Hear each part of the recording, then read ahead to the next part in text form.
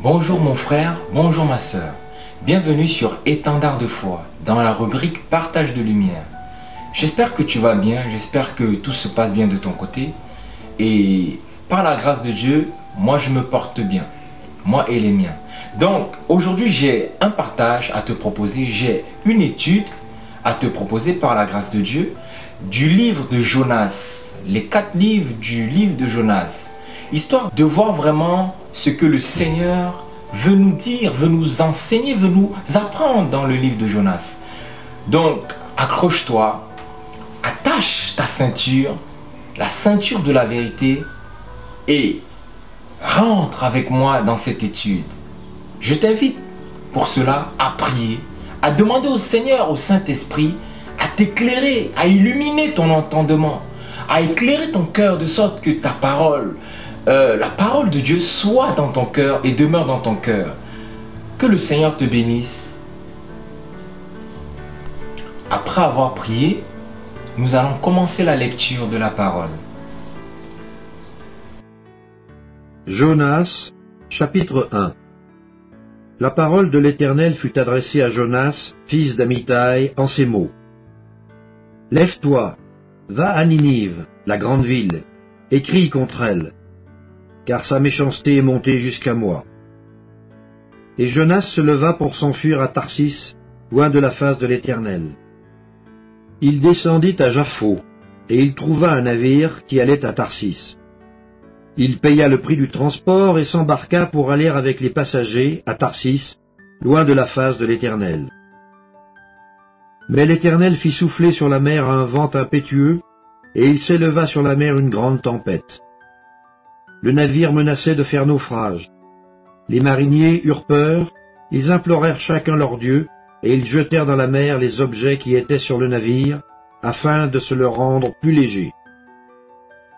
Jonas descendit au fond du navire, se coucha, et s'endormit profondément. Le pilote s'approcha de lui et lui dit, « Pourquoi dors-tu? Lève-toi, invoque ton Dieu.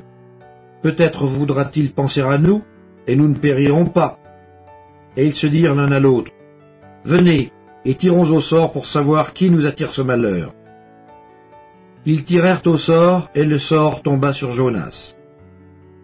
Alors ils lui dirent, « Dis-nous qui nous attire ce malheur. Quelles sont tes affaires, et d'où viens-tu? Quel est ton pays, et de quel peuple es-tu? » Il leur répondit, « Je suis hébreu, et je crains l'Éternel, le Dieu des cieux, qui a fait la mer et la terre. » Ces hommes eurent une grande frayeur, et ils lui dirent, « Pourquoi as-tu fait cela? » Car ces hommes savaient qu'ils fuyaient loin de la face de l'Éternel, parce qu'il le leur avait déclaré. Ils lui dirent, « Que te ferons-nous pour que la mer se calme envers nous? » Car la mer était de plus en plus orageuse. Il leur répondit, « Prenez-moi et jetez-moi dans la mer, et la mer se calmera envers vous, car je sais que c'est moi qui attire sur vous cette grande tempête. » Ces hommes ramaient pour gagner la terre, mais ils ne le purent parce que la mer s'agitait toujours plus contre eux. Alors ils invoquèrent l'Éternel et dirent, « Ô Éternel, ne nous fais pas périr à cause de la vie de cet homme, et ne nous charge pas du sang innocent. Car toi, Éternel, tu fais ce que tu veux. » Puis ils prirent Jonas et le jetèrent dans la mer. Et la fureur de la mer s'apaisa. Ces hommes furent saisis d'une grande crainte de l'Éternel, et ils offrirent un sacrifice à l'Éternel, et firent des vœux. Amen. Comme nous voyons dans cette histoire du livre de Jonas, nous allons étayer point par point. Le titre de ce partage, c'est « Qu'as-tu, dormeur? Lève-toi et crie à ton Dieu. » Qu'as-tu, dormeur? Lève-toi et crie à ton Dieu.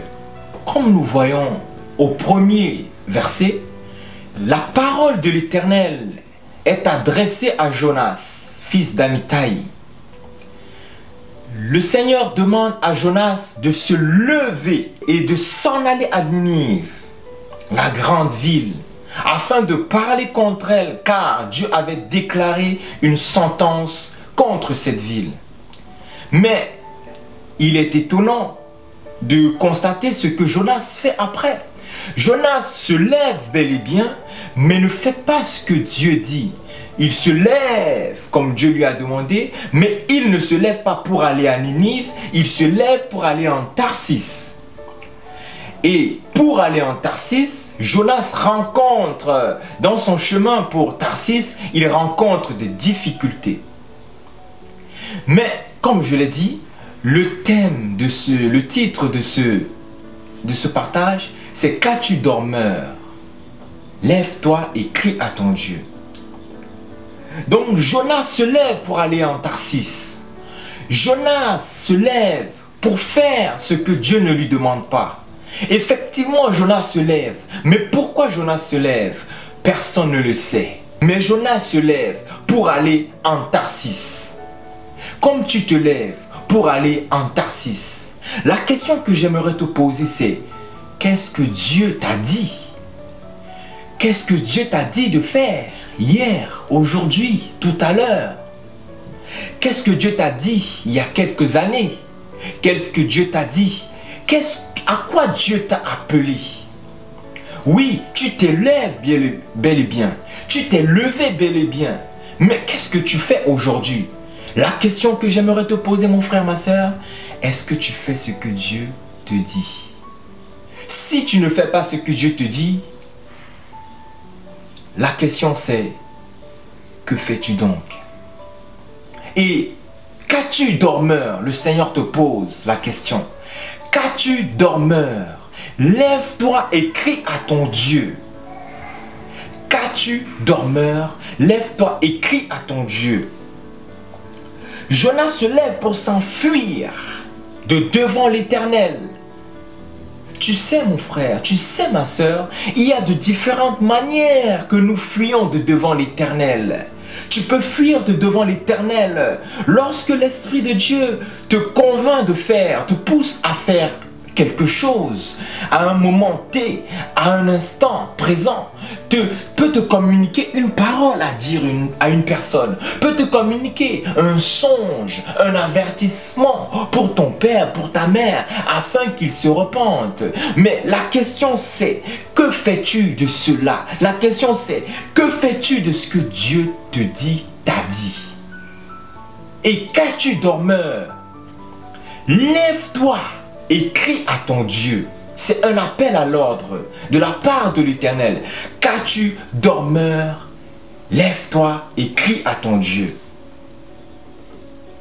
Jonas se lève pour aller en Tarsis. Mais quand il se lève pour aller en Tarsis, il entame tout un parcours. Tout d'abord, il se lève, il arrive à Jaffo.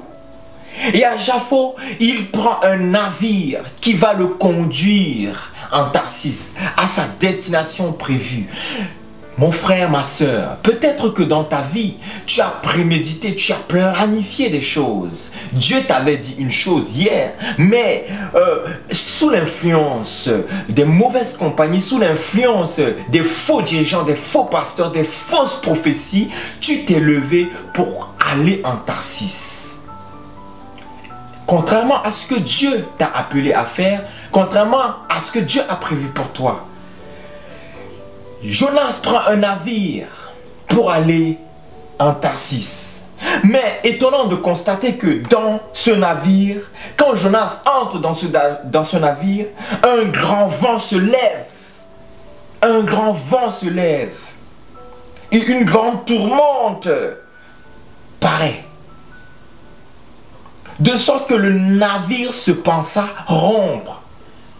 Jonas et tous ceux qui étaient dans ce navire étaient secoués. Étaient tellement secoués par le vent qui s'est levé. Étaient secoués par la tempête. Étaient tellement secoués que la mort n'était pas loin. Comme mon frère, depuis quelque temps, depuis quelques années, tu constates que le navire de ta vie, le navire de ton entreprise, le navire de ta famille est secoué. Les choses ne vont plus. Les choses sont troublées. Il n'y a plus rien qui est en ordre. Tes affaires déchoient. Tes affaires périssent de jour en jour. Tout ce que tu touches se dissipe. Tout ce que tu entreprends se dissipe. pose-toi la question, qu'ai-je dormeur? Je dois me lever et je dois crier à Dieu. La question que j'aimerais te poser, c'est pourquoi la mer s'est levée? Et la question que j'aimerais te poser, c'est qui a commandé à la mer et à la tourmente de se lever contre ce navire? Il est bel et bien évident que c'est Dieu. C'est Dieu qui a suscité cette adversité, cette opposition contre Jonas. Parce que Jonas s'était levé bel et bien, mais Jonas s'était levé pour faire autre chose que Dieu ne lui avait pas commandé. Comme tu te lèves, sans doute pour faire ce que Dieu ne t'a pas commandé. C'est la désobéissance qui nous sépare de Dieu. C'est la désobéissance qui nous éloigne des promesses divines, des promesses de l'Éternel, des promesses de sa grâce, des promesses de sa parole. Dieu est un Père qui veut nous répondre, qui veut agir en notre faveur. Mais la question c'est, que faisons-nous de ce qu'il nous dit? Que faisons-nous de ce qu'il nous dit? La peur est entrée dans ta vie. L'inquiétude est entrée dans ta vie. Le tourment est entré dans ta vie. Le stress est entré dans ta vie. La panique, l'angoisse est entrée dans ta vie. Le manque de sommeil est entré dans ta vie. L'oppression, l'opprobre, la famine, la disette est entrée dans ta vie. La sécheresse est entrée dans ta vie. La peur est entrée dans ta vie. Tous ceux qui sont autour de toi, tous ceux qui t'entourent sont dans la peur, sont dans le tourment. Mais ils sont victimes d'une conséquence. Ils sont les victimes d'une cause. Ils ne sont pas forcément les initiateurs ou les fondateurs de cela. Ils ne sont que des victimes. Mais nous voyons que parce qu'ils sont dans le même navire, parce qu'ils sont dans le même endroit, dans la même famille, ils ont les mêmes tourments. Comme tu peux être dans une famille, dans un navire, dans un travail. Mais le fait sans doute qu'une personne dans cet endroit a plongé les mains, a versé le sang innocent, a plongé les mains dans des pratiques occultes, parce qu'une personne désobéit à Dieu, tu es dans le tourment, tu es dans des situations compliquées. Parce que tu es entouré, environné des charognards, tu es environné des loups spirituels qui veulent te détruire. Non parce que tu es l'initiateur, mais parce que tu es autour d'eux. La Bible dit que les mauvaises compagnies corrompent les bonnes mœurs. À toi de veiller à ceux qui t'entourent. Les mariniers avaient peur. Mais les mariniers, ne connaissant pas Dieu, ne connaissant pas le Dieu vivant, le Dieu qui sauve, le Dieu qui agit puissamment, qui délivre ceux qui crient à lui, ne connaissant pas Yahvé, Jireh, le Dieu qui pourvoit, ne connaissant pas l'Adonai, le Seigneur de tout temps, ne connaissant pas ce Dieu puissant, chacun criait à Dieu à cause de la peur.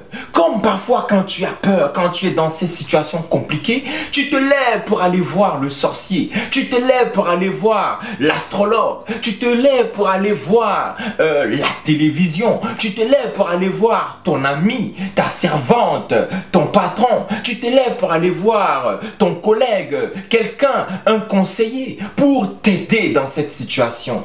Chacun des personnes qui étaient dans ce navire se levèrent et crièrent.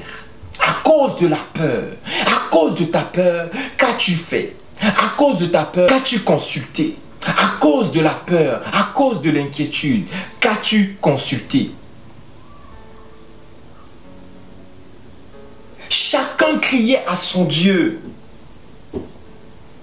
pour venir le délivrer de cette situation. Comme dans ce monde, mon frère, Comme dans ce monde, ma sœur, tu cries à ton Dieu dans ta situation difficile pour venir te délivrer de ce tourment. Mais, malheureusement pour toi, tu ne tapes pas à la bonne porte. Tu ne tapes pas à la bonne porte. Malheureusement pour toi, tu n'es pas sur le bon chemin. Malheureusement pour toi, tu n'es pas dans la vérité. Malheureusement pour toi, tu n'as pas les bons fondements. Malheureusement pour toi, tu n'es pas au bon endroit. Malheureusement pour toi, tu es entouré de mauvaises personnes, de mauvais conseillers.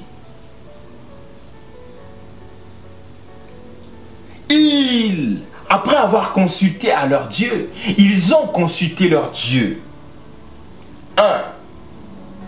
Mais voyant que leur Dieu ne répondait pas à leurs prières, à leurs invocations, à leurs supplications, ils se sont dit d'eux-mêmes que peut-être que la charge du navire était trop lourde.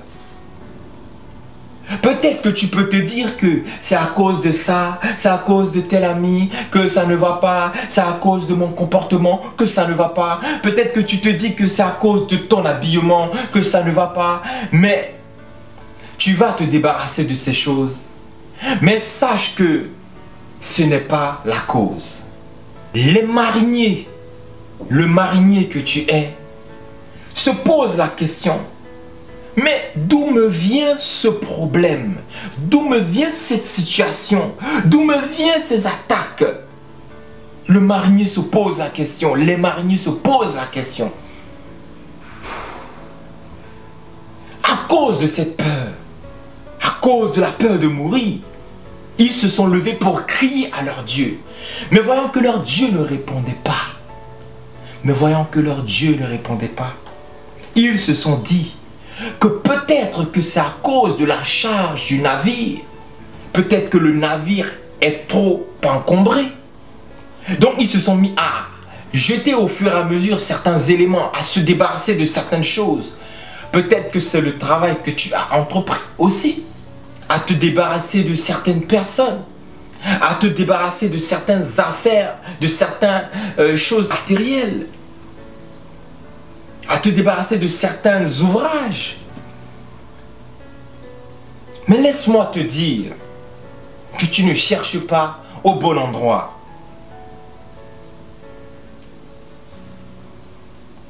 Mais pendant ce temps, nous voyons que pendant que eux ils jetaient, à cause de leur peur, à cause de leur panique, ils jetaient des choses, ils se débarrassaient des choses, ils se vouaient à être de plus en plus légers pour, survivre à cette difficulté. Quelqu'un était au fond du navire et il dormait profondément. Donc ça veut dire qu'au départ, ils étaient mal, ils cherchaient au mauvais endroit. Mais l'audace et l'aplomb qu'ils ont eu, le discernement qu'ils ont eu, voyant que leur Dieu ne répondait pas, ils se sont dit que ce n'est pas la bonne solution. Après, ils se sont dit, deuxièmement, que peut-être que c'est à cause des choses que nous avons. Peut-être que c'est à cause des chaussures, je ne sais pas. Peut-être que tu peux te dire c'est à cause de tes vêtements, de ceci, de ce que tu peux avoir, que ça ne va pas. Donc, ils se sont débarrassés de ces choses. Mais, tristesse pour eux, ils ne cherchaient pas au bon endroit. Mais la Bible nous rapporte que mais Jonas était au fond du navire. Jonas était descendu au fond du navire. Et Jonas n'était pas qu'au fond du navire en train de danser. Jonas était en train de dormir profondément, mais au fond du navire. Mon frère, tu as cherché à la surface. Tu n'as rien trouvé. Tu as crié aux idoles, tu n'as rien trouvé. Le Seigneur te dit, cherche dans les profondeurs. Cherche, creuse davantage dans les profondeurs du navire. Va chercher dans les profondeurs du navire. Car c'est là que la cause de ton problème est. Va chercher dans les profondeurs de ta famille. Qu'est-ce qui s'y cache? Car il est écrit dans la Bible qu'il n'y a rien de caché qui ne sera révélé. Il n'y a rien de caché. Le Seigneur t'invite à chercher dans les profondeurs parce que tu cherches sur la surface. Tu cherches sur la surface, tu cries aux mauvaises personnes. Tu consultes les mauvaises personnes et du coup, tu ne peux pas résoudre ton problème. Tu ne peux pas avoir solution à ton problème. C'est normal parce que tu ne cherches pas dans les racines. Tu ne cherches pas dans les profondeurs de la terre, dans les profondeurs du navire. Cherche désormais dans les profondeurs et tu verras que tu trouveras la cause de ton problème. Alors le maître du pilote, le maître pilote, celui qui était responsable de la direction, celui qui était responsable de la direction. On peut voir pour nous, ça peut être le Saint-Esprit qui est responsable de notre, qui nous dirige. C'est le Saint-Esprit qui a cette aisance de nous révéler les choses qui sont en profondeur. Demande désormais au Saint-Esprit de te révéler les profondeurs des causes de ton problème. Le maître pilote s'approcha de Jonas. Après avoir cherché dans la surface, et le maître pilote est allé voir s'il y avait quelque chose dans les profondeurs. Il est allé au bon endroit. Et en allant au bon endroit, il a trouvé ce qu'il y avait. Et en trouvant ce qu'il y avait, il a questionné la chose. Et le maître pilote a demandé à Jonas, qu'as-tu, dormeur? Lève-toi et crie à ton Dieu. Et peut-être qu'il pensera à nous. Nous voyons que dans les situations compliquées, chacun crie à son Dieu. Dans ta situation, tu cries à ton Dieu. Mais la question, c'est est-ce que c'est le bon Dieu? Ah oui, il faut avoir cette humilité-là de se poser la question. Est-ce que le Dieu que je prie est le bon Dieu? Il ne me répondait pas. Tout ce que j'ai fait de physique ne marchait pas. Mais il est allé voir quelqu'un qui était caché, qui n'était pas visible, qui était dans les profondeurs, qui était isolé. C'est cette personne dans cette situation compliquée qu'on est allé consulter. Donc j'aimerais t'encourager à aller consulter ceux qui connaissent le bon Dieu. Mais tu ne peux pas le savoir si tu ne leur poses la question. Ah oui. Mais de nos jours, chacun va te dire que j'ai le bon Dieu. Mais la question encore à se poser, c'est comment savoir que j'ai le bon Dieu? Car dans cette situation, Dieu voulait montrer sa gloire à toutes ces personnes qui étaient là. Malgré ta désobéissance, malgré ton entêtement, malgré que tu ne fais pas ce que tu veux dire, malgré ton cheminement périlleux, tortueux, oui, le Seigneur se servira de toi et tu verras la gloire de Dieu au travers de cela. Et nous voyons que les mariniers, Jonas avait été apporté à la surface. Il était descendu. Maintenant, on l'avait amené, si je peux dire, là où tout le monde se trouvait. Là où tous les mariniers, le maître pilote se trouvait. Donc, son problème n'était plus caché. Maintenant, là, sous l'inspiration de je ne sais quoi, de je ne sais qui, les mariniers se sont dit, venons et jetons le sort afin que nous sachions à cause de qui ce mal nous est arrivé. Ils jetèrent donc le sort et le sort tomba sur Jonas. Waouh! Le sort se jetait sur Jonas, comme par hasard. j'aimerais t'encourager, mon frère, et te dire que quand tu cherches véritablement à cause de quoi tu es dans ce mal, quand tu cherches l'origine, la profondeur de ton mal, de ta situation, quand tu veux sortir de là, laisse-moi te dire qu'il y a quelqu'un qui est disposé à te conduire, même si tu ne le connais pas. Mais j'aimerais te donner quand même le nom de cette personne. C'est Jésus-Christ, le Nazaréen. Oui, le vivant, le ressuscité. J'aimerais te dire que, comme ces personnes, ils ont eu l'idée de se dire, jetons le sort, nous n'avons rien à perdre. Mon frère, jette le sort, car tu n'as rien à perdre. Et pose-toi la question, à cause de quoi tu es dans ce mal? À cause de qui tu es dans ce mal? Il y a toujours une cause. Mais, revenons un peu en arrière et constatons ceci. Les mariniers ne savaient pas pourquoi ils avaient cela. Mais ils s'étaient engagés à pratiquer des choses, à consulter leur Dieu, à jeter des choses. Ils s'y étaient engagés. Donc, ils n'avaient pas trouvé la solution. Ce n'est que longtemps après qu'ils sont parvenus à chercher. Mais nous voyons que, en fait, ils étaient conscients parce qu'ils ne voulaient pas mourir à cause de la peur. Donc du coup, leur peur les a amenés, si je peux dire, à chercher la solution. À chercher, mais pourquoi nous sommes dans cette situation?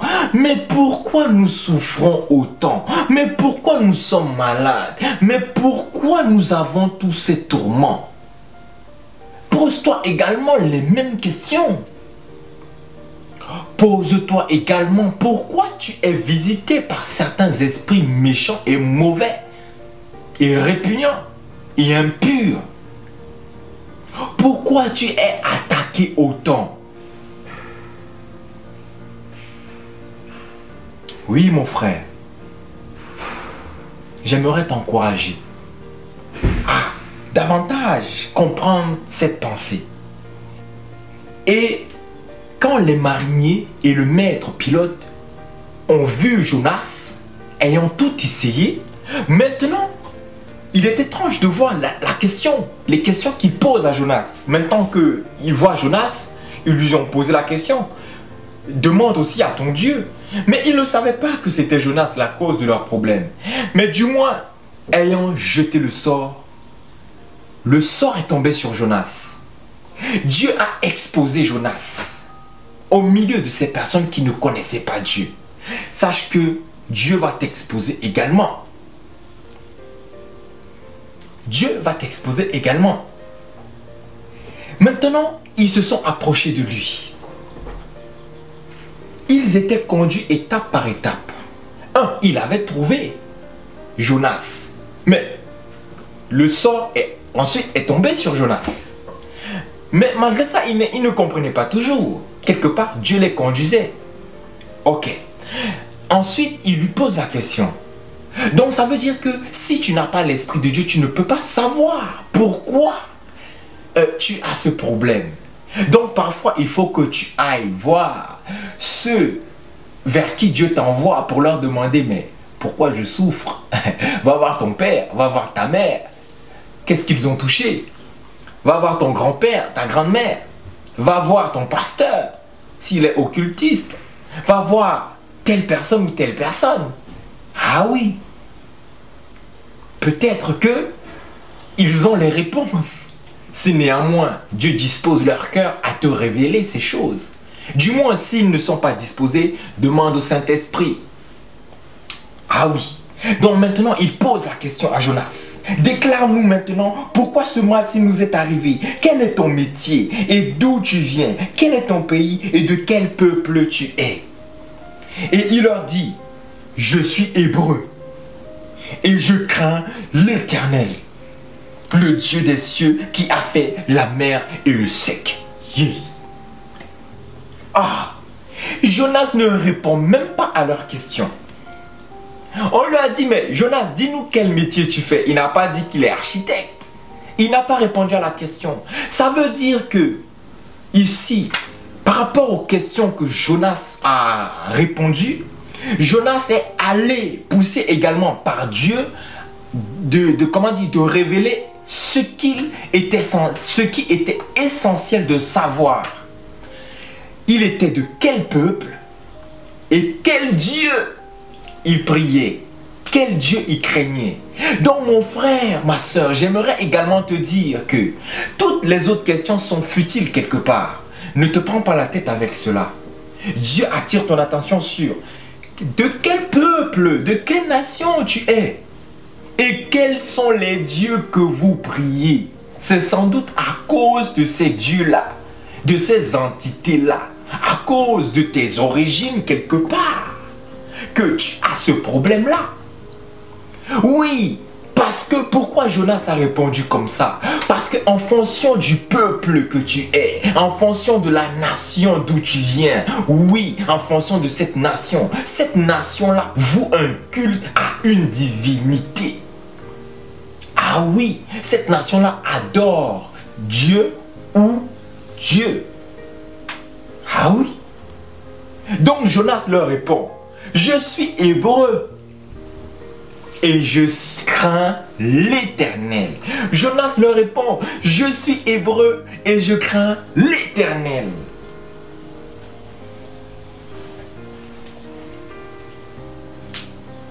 Qui a fait la mer? Jonas leur répond, je suis hébreu et je crains l'Éternel. Mais Jonas ne répond pas à la question. Quel est ton métier? D'où tu viens? Et déclare-nous pourquoi ce mal-ci nous est arrivé. Jonas leur dit, je suis hébreu et je crains tel Dieu qui a fait ceci. Et immédiatement, une grande crainte s'est saisie d'eux. Ils lui ont dit, des gens qui ne connaissaient pas Dieu. Jonas les a déclaré que, dans son explication, Jonas leur a dit qu'il s'enfuyait de devant l'Éternel. En leur disant cela, des gens qui ne connaissaient pas Dieu, mais lui disent, mais, Jonas, mais pourquoi tu as fait ça? Des gens qui ne craignent pas Dieu reprennent quelqu'un qui craint Dieu. C'est fort. Son explication, Jonas avait dit aux mariniers, aux maîtres pilotes et tous ceux qui étaient dans ce navire que, en fait, il s'enfuyait de devant l'Éternel.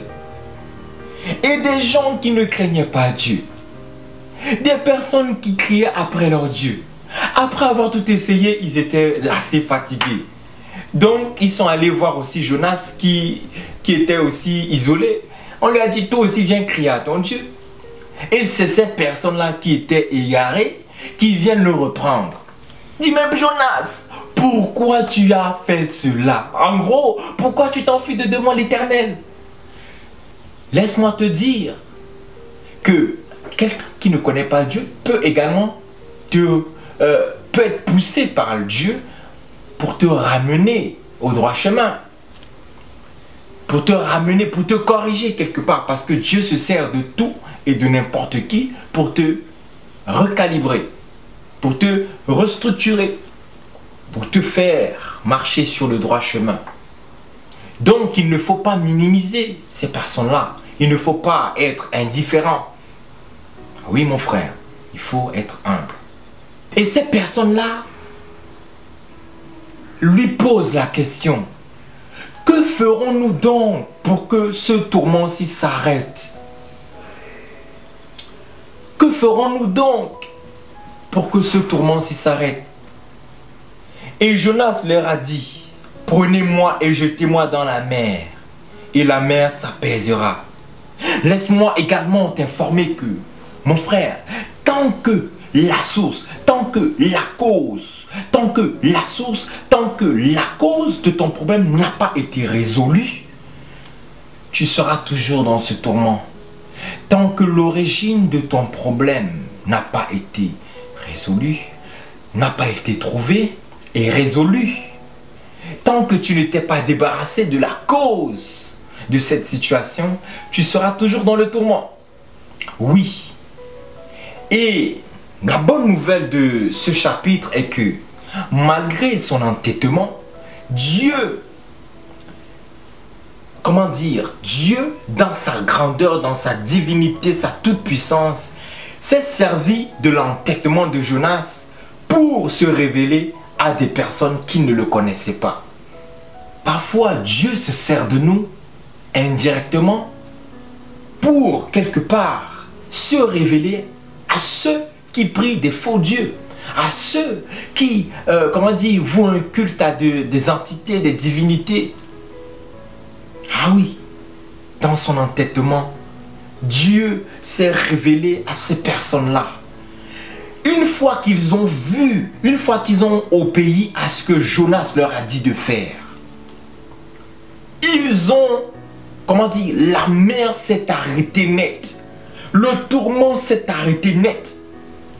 Ça veut dire que, frère, sœur, une fois que tu auras trouvé l'origine de ton problème, une fois que tu te seras débarrassé de ce problème-là, ton problème s'arrêtera net. Mais parfois, nous ne cherchons pas la cause. Oui, il y a toujours une cause. Et c'est cette cause que nous devons attaquer. C'est cette cause que nous devons demander au Seigneur de nous révéler. J'aimerais également revenir sur un point que,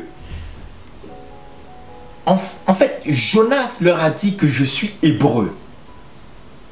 Et je crains l'Éternel qui a fait la mer et le sec. En fait, nous devons comprendre que les entités que nos aïeux sont allés consulter, les entités que ton père prie, les choses auxquelles il voue un culte, Jonas leur a dit, je suis hébreu et je crains l'Éternel. Cela veut dire que quoi? Le peuple hébreu avait un Dieu. Cette nation avait un Dieu qui avait fait telle et telle chose. Comme nos origines, mon ethnie, d'où je viens, mon peuple, voue un culte à une divinité. Ma famille voue un culte. Mon père, ma mère voue un culte à une divinité. Et c'était ce Dieu-là qui s'était opposé à Jonas. Et partout où Jonas allait, dans les lieux où il était, ceux qui l'environnaient étaient également quelque part, si je peux dire, sous la colère, quelque part, indirecte de ce Dieu-là. Donc ça veut dire que s'il y a une divinité qui t'influence, en laquelle tu es soumis, les personnes seront influencées par cet esprit-là, seront quelque part frappés par cet esprit-là. Parce que les mariniers et tous ceux qui étaient dans le navire étaient quelque part dans le tourment à cause de l'Éternel. Nous devons vraiment saisir cela et comprendre que l'entité que nous prions, en laquelle nous vouons un culte, avec lequel nous sommes connectés, en fait, cet esprit-là va nous influencer, va se servir de nous comme intermédiaire pour influencer ceux qui nous environnent et ceux qui nous environnent. Et cette personne-là et cet esprit-là va également utiliser ces personnes-là pour se retourner contre nous. Oui, parce que le peuple hébreu vouait un culte à l'Éternel Dieu. Mais les mariniers ne savaient pas que c'était l'Éternel. C'était contre l'Éternel qu'ils avaient affaire. Mais leur problème c'était Dieu, parce que c'était Dieu qui avait élevé le vent. C'était Dieu qui avait envoyé le tourment. Pas à cause d'eux, mais à cause de Jonas. Ils étaient pris dans les tourments à cause de Jonas. Oui, mais parce que Jonas était dans leur environnement, dans leur navire, quelque part, ils allaient mourir aussi. Ils allaient mourir aussi. Ils étaient tourmentés aussi, ils avaient peur aussi. à cause de Jonas.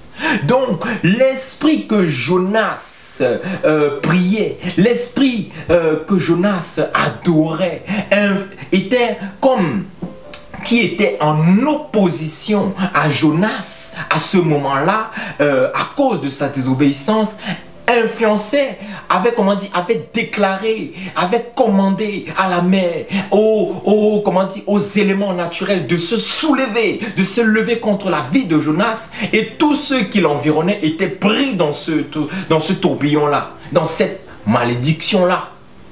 Les mariniers ont fini par comprendre que c'était le Dieu des cieux, qui a fait la mer et le sec.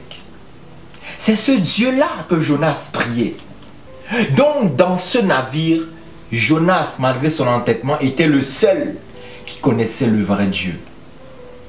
Et c'est dans son entêtement que eux, ils ont pu accéder à cette grâce de connaître le vrai Dieu. Parce que nous voyons à la fin que, une fois qu'ils ont vu qu'ils ont jeté Jonas, waouh, la mer s'est arrêtée. Le tourment s'est arrêté, le problème s'est arrêté. Immédiatement, on nous dit qu'ils ont craint. La crainte de Dieu, de l'Éternel, apparut dans leur cœur. Waouh!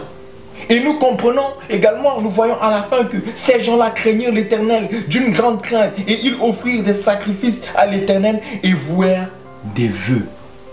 Waouh! Des gens qui se sont mis à adorer le vrai Dieu. Ah oui, c'est fort.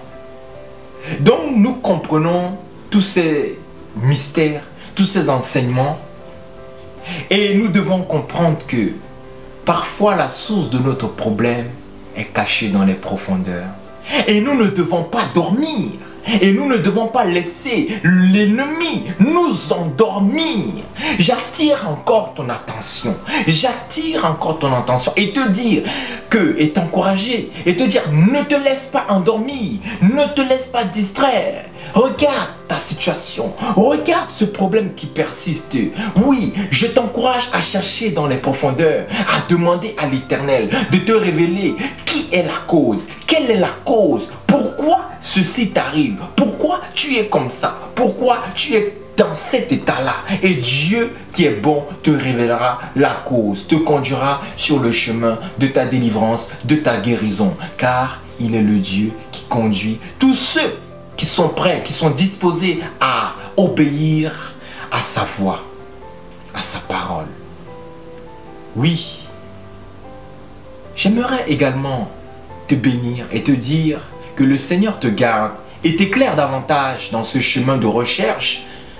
Oui, parce que c'est un chemin peut-être de toute une vie, peut-être d'un instant seulement, mais notre obéissance, nous devons également chercher.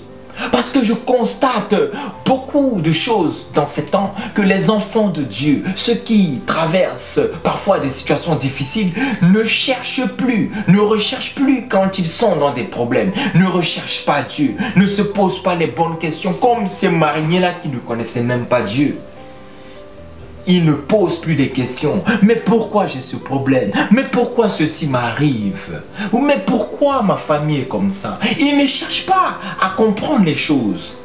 Ils avancent dans un sommeil profond, car l'ennemi veut qu'ils dorment. Et je te pose encore la question, qu'as-tu, dormeur? Lève-toi et crie à ton Dieu. En criant à ton Dieu, tu verras qu'il te révélera des choses cachées